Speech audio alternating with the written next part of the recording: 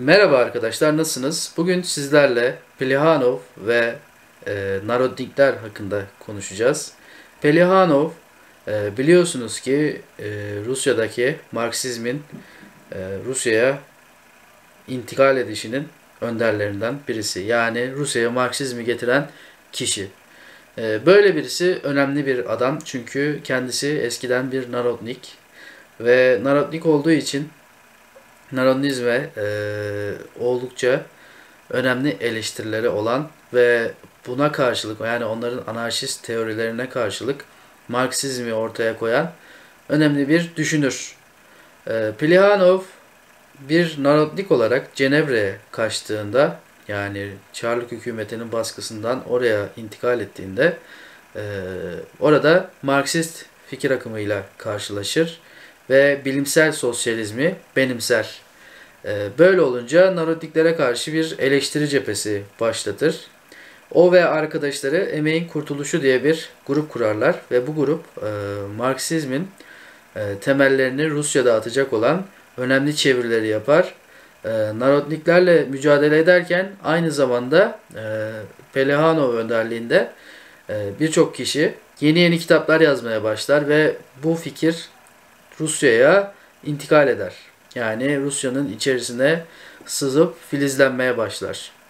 Ee, Biliyorsunuz arkadaşlar, Narodnikler anarşist dedik. Bu arkadaşlar e, kitlelerin gücüne inanmayan, tarihi kahramanların yaptığını iddia eden ve kahramanca işler yapılırsa kitlelerin onları takip edeceğini söyleyen bir sürüler ve kahramanlar ideolojisine sahip insanlardır. Ve sırtlarını bir süre sonra büyük toprak sahiplerine yani kulaklara dayamışlardır. Ve bu küçük burjuva akım e, Çarlık içerisinde bireysel terörizm yoluyla tek tek insanları öldürerek bir düzen değişikliğinin gelebileceğini umut etmiştir. Köylüler arasında gidip onları eğitmişler ve köylülerin içerisinde olurlarsa büyük değişimleri sağlayabileceklerini düşünmüşlerdir. Yani açıkçası köylü sınıfını devrimci sınıf olarak bellemişler ve Marksizmi ve proleterleşmeyi, proletaryayı reddetmişlerdir. Ve bu reddedişin ardından e, tamamen ona karşı mücadele hattını ortaya koymuşlardır. Ve bu bıçak gibi kesilmemiş, Ekim devrimine kadar devam etmiş de bir eğilim olarak sürmüştür. E, Narodnikler iyi niyetli gençlerden oluşan ya da iyi niyetli yazarlardan oluşan bir tür anarşist akımdır. Kimilerinin hiç silah sahibi olmadan bile tutuklanıp büyük baskılara maruz kaldıkları bilinmektedir. Yani Çarlık'la gerçekten büyük mücadeleler etmişlerdir. Fakat içinde yaşadıkları toplumu anlamamaktadırlar. Ee, Ve o toplumun yapısına bilimsel olarak yaklaşan fikirleri reddetme eğilimindedirler. Plekhanov, narodnikleri materyalist olmamakla, idealist olmakla suçlamıştır. Ve Emeğin Kurtuluşu grubu, sosyal demokrat bir parti ya da anlayış Rusya'da yokken bunun filizlenmesi için tüm altyapı imkanlarını sağlamışlardır. Ve Plekhanov, Rusya'da işçi sınıfı azınlık olmasına rağmen Marx ve Engels'in geliştirdiği Marksist kuramın e, takipçisi olmuştur. Ve bu akıma göre devrimciler kapitalizmin gelişmesini engelleyemezler. Fakat kapitalizmin en nihayetinde sosyalizm yolunda yıkılmak zorunda olan bir sistem olduğunu ortaya koymuşlardır. Narodnikler kişisel, bireysel eylemler yoluyla düzeni değiştirebileceklerini sanan radikal, anarşist ve nihilist bir topluluktur. E, İkinci Alexander denen çarı bombayla suikaste uğratıp e, öteki dünyaya intikal ettirmişlerdir. Fakat bu hiçbir şeyi değiştirmemiştir. Hatta böyle yaparak tüm Çar sülalesini ortadan kaldırmış olsalar bile hiçbir şey değişmeyecektir. Çünkü Rusya'da zaten başka nüfuzlu aileler ya da Rusya dışından gelebilecek başka bir nüfuzlu aile, başka bir e, asilzade o tahta yeniden oturup aynı düzeni devam ettirebilirdi. Yani Narodnikler şöyle bir baktığımızda sınıflara ve devlete bakış açıları bakımından oldukça yanlışlara düşen bir örgüttü. Bu Narodnik örgütler popülist bir yapıdadırlar ve sadece o gizli komplocu kahramanlarla devrimlerin olabileceğine inanırlar. Proleterleşmeyi bir lanet olarak görmüşlerdir ve proletaryanın gelişen bir sınıf olarak iradesinin ya da demokratik taleplerinin bir anlam ifade etmediğini savunmuşlardır. Çünkü zaten bu gruplar küçük burjuva sınıfın en radikal kanadıdır. Şöyle bir düşündüğümüzde herhalde Narodniklerin bu nihilist tavrı ya da anarşizmin genel olarak tavrı büyük bir yabancılaşmanın yansımasıdır. Çünkü bir kapitalist bile onların yanında düşündüğümüzde daha az yabancılaşmış bir durumdadır. Çünkü Narodnikler örgütlenme bazında baktığımız zaman e, doğal aşka bile sınır koyan tüm hobileri ve tüm insani davranışları üyelerine yasaklayan bir mantıktaydılar. Narodnik örgütten çıkışın tek bir yolu vardı. O da kişinin ölmesiydi. Yani bir yola girdiğiniz zaman asla o yoldan çıkamıyordunuz ve gerçekten Narodnik mantığın çok tehlikeli bir yapısının olduğunu söylemek mümkün.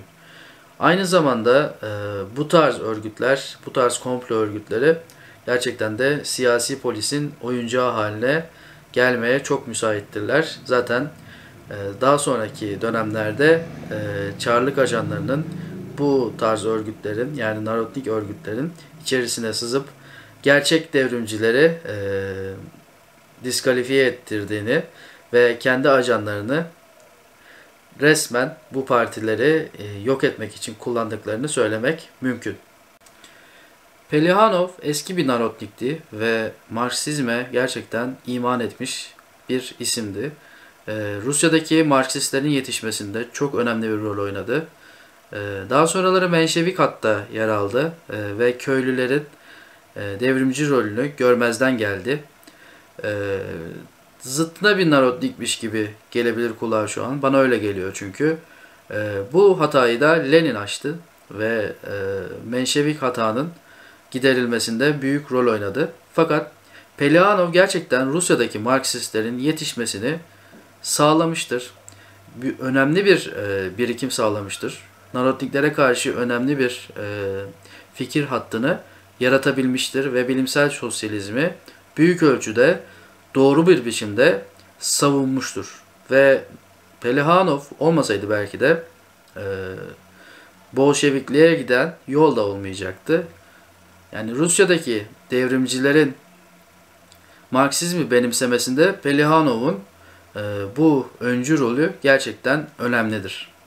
Çünkü Pelihanov gerçekten Narodnikleri her anlamda teşhir etmiştir ve onların bu insanüstülüğe dayanan yaklaşımlarını ve sınıf mücadelesine, materyalist felsefeye karşı olan tavırlarını açığa çıkartmış, onları açıkça teşhir etmiştir. Ve Rusya'daki proletaryanın devrimcileşmesindeki süreçle tam bir paralellik içerisinde emeğin kurtuluşu hareketini büyütmüş ve Rusya'nın emekçilerinin, işçilerinin enternasyonel bir mantığa bürünmesinde önemli bir kurucu rol üstlenmiştir.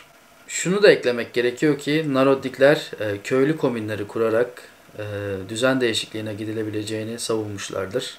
Yani büyük toprak sahiplerine dokunmaksızın köylülerin komünler kurarak bir tür sosyalizm yaratmasının mümkün olabileceğini savunmuşlardır. Ancak aydınların ve köylülerin ya da böyle gizli bir komplo örgütünün böyle bir şeyi başaramayacağını tarihin kendisi göstermiştir. Sınıflar mücadelesi içerisinde proletaryanın devrimci rolünü reddeden Narodnikler zamanla büyük bu köylülerin içerisindeki küçük burjuva kulakların temsilcileri olmuşlardır. Ve giderek liberal burjuvazinin kuyrukçuları haline gelerek Marksizmin karşısına dikilmişlerdir. Pelihanov tüm bu mücadelesine rağmen hareketinde olağanüstü yanlışları da barındıran bir isimdi ve bireyci terörizm gibi kavramları Pelihanov'un hareketi aşamamıştı. Burjuvazi ve proletarya dışında devrimci bir sınıfın olmadığını savunan fikirleri vardı. Pelihanov, proletaryanın köylülüğe önderlik edebilecek bir sınıf olduğunu hiçbir zaman görememişti ve bu görememe hali onu Menşevik hatta savuran ve karşı devrimin safına geçiren en önemli meselelerden birisi olmuştur. Zaten bunu ileriki videolarda detaylı bir şekilde işleyeceğiz. Emeğin Kurtuluşu Hareketi ve diğer küçük Marksist hareketler aslında bir anne karnındaki ceninmişçesine büyüyorlardı ve Bolşevikleşme yolunda ilerleyen Rusya proletaryasının öncüleri bu hareketlerin ortaya koyduğu fikirleri ve tutumları inceleyerek, deneyleyerek gözlemliyorlardı. Ve bu hareketlerin genelde büyük bir çoğunluğu proletarya ile doğrudan iltisaklı değildi. Ve bu fikirler Plehano döneminde aslında pratikle sınanmamış olan fikirlerdi. Ancak devrim süreçlerine ilerledikçe bu fikirler gerçekten anlamlı bir bütünlüğe, bir bilimsel hakikate dönüşmeye başlamıştı arkadaşlar. Bugünlük bu kadar. Beni izlediğiniz için teşekkür ederim. Gelecek videoda görüşmek üzere. Buraya kadar izlediyseniz lütfen etkileşim vermeyi ve videoya like atmayı unutmayın. Eğer abone olmadıysanız abone olmanızı isterim. Çünkü YouTube algoritması biliyorsunuz ki bu şekilde çalışıyor. Her neyse lafı fazla uzatmadan iyi günler.